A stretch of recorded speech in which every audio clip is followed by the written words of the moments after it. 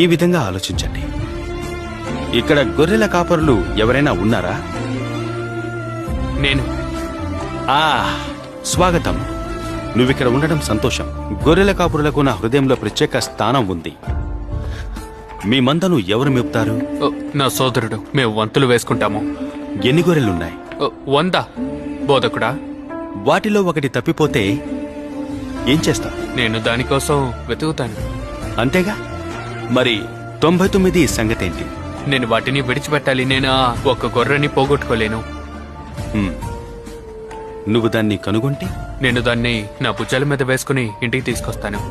బహుశా ఒక చిన్న నాట్యం చేస్తాను. నీ గురించి ఆందోళన చెందిన నీ స్నేహితులకు నువ్వేం చెప్తావు? నాతో సంతోషించండి, తప్పిపోయిన నా గొర్రె దొరికింది. అతనేం చెప్పాడో గమనించారా? అతను ఎప్పుడూ తప్పిపోయిన 99 గొర్రెల కంటే ఒక గొర్రె కోసం ఎక్కువ